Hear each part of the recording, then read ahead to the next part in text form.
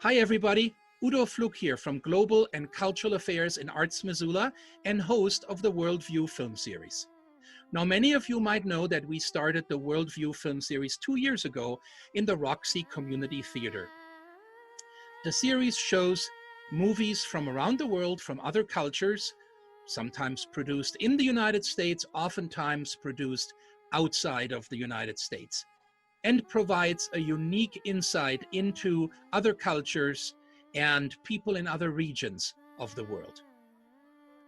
For this fall, because the Roxy is temporarily closed due to COVID, we decided to continue the Worldview film series as a virtual film series.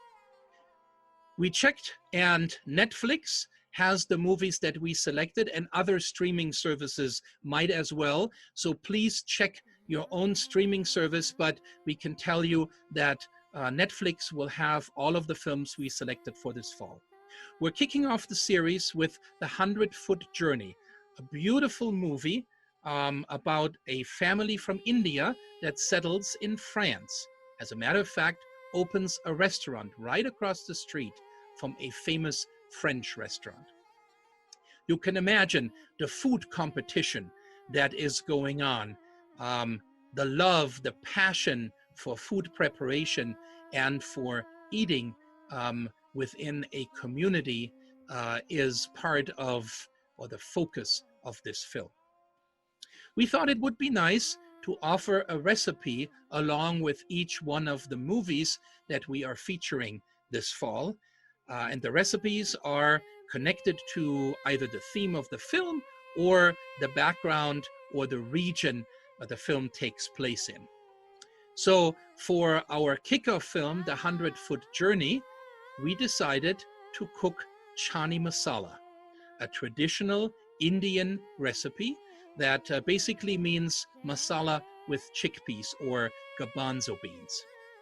Now, the ingredients for this dish are available in Missoula grocery stores, and the dish itself is actually very easy to prepare. Now, you can enjoy this before the film, or during the film, or after the film, but it is directly connected to Indian cuisine. We are very fortunate to have long-time community member and British neuroscience researcher Sarj Patel cook for us and kick it off for the 100-Foot Journey. Sarj grew up in England. His family came from India, and so Indian cuisine and Indian traditions and Indian customs was something that he was very familiar with as a child growing up. He told me that Channa Masala is really a comfort food, something that he remembers well that his mother made when he would come home from school. Us moving into the fall, into the colder season, we thought this is a perfect dish to kick off our fall virtual Worldview film series. And so, without any further ado, I would like to hand it over to Sarj Patel, who will cook Channa Masala for us. So Channa Masala is a pretty simple dish to make. It was something that my mom used to make for me in the evenings. It was great comfort food, and since I've been living in the United States for the last 25 years, this is such a great, simple dish for me to make for myself and my family when I just want a little bit of taste at home. Some Indian cooking is very involved, it takes a lot of time, but this dish is pretty quick. The region of India that my folks are from is predominantly vegetarian, from Gujarat state, and so obviously dishes like this were very, very common, and this one is the one that's pretty quick and easy, so we'll get started. So in a big deep pan, I'm just going to warm 2 tablespoons of oil.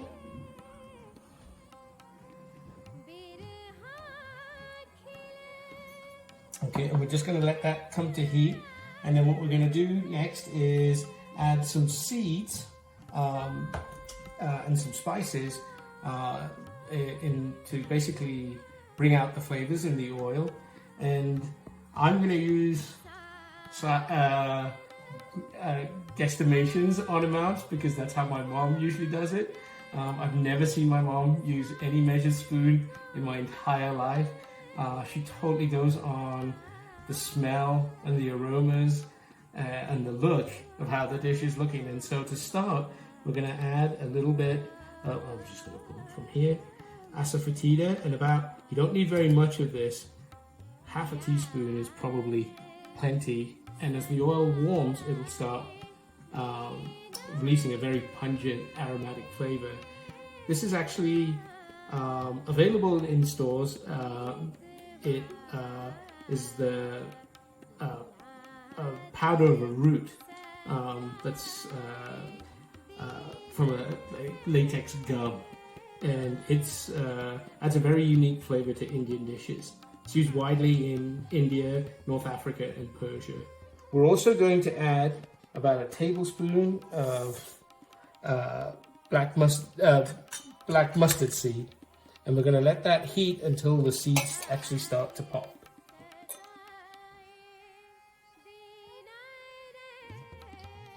Okay, so it's been a few minutes and the seeds are starting to pop in the pan, so we can go ahead and add our tomatoes to get them cooking.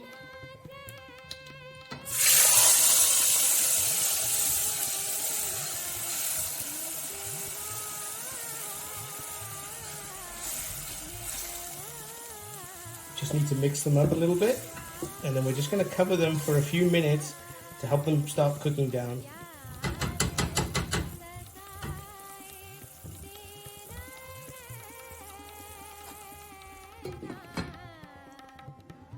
Alright, so the tomatoes have been cooking for a couple of minutes now. We'll just take it down to a simmer. We can go ahead and add the rest of our spices. We'll start with the ginger, the garlic, and the serrano peppers. Just going to go ahead and add those into the pan. Mix that in, and it's going to be quite thick, but we'll add a little bit of water after we've added the rest of the ingredients and the sauce has had a second to cook down a little bit with all the spices. So now I can go ahead and add the rest of our spices. The first one is ground turmeric. Be very careful. I'm going to use about half a teaspoon to a teaspoon. We'll go ahead and add that in. Turmeric will completely stain all your clothes, so do not get it on anything.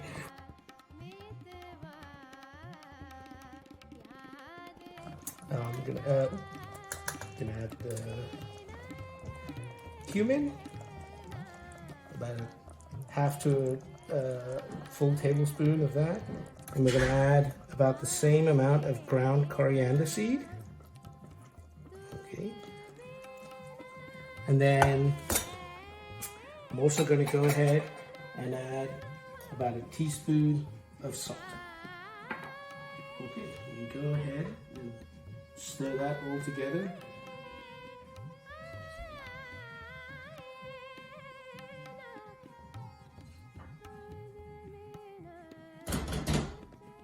Now we've added all the rest of the spices and the salt, we're going to let that simmer for another minute or so before we add the chickpeas.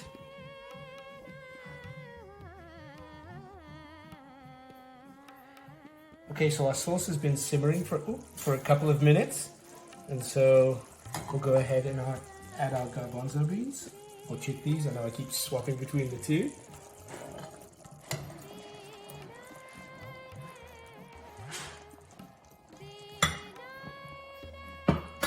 We can just stir those in.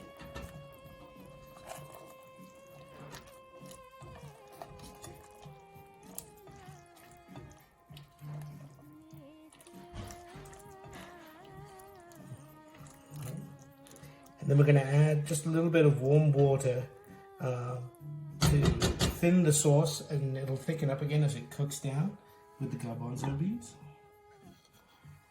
And I just judge just by eye, but it's just enough to like sort of cover the beans. Give that a quick stir. And then we're gonna bring this up to a boil and then turn it down to a simmer. And we're probably gonna simmer it for about 5 minutes. The pan has come to a boil, so I'm gonna just give it a stir. And then we're going to turn it down to a simmer and let it simmer for 5 minutes.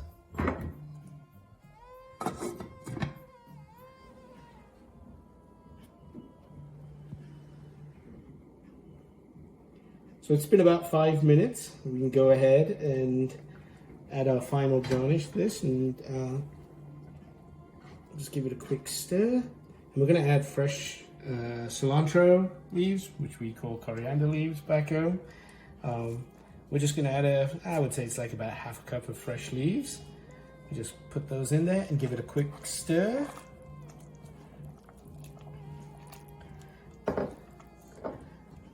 And at this point, we can turn the heat off and we just let it sit for a minute or two with the leaves.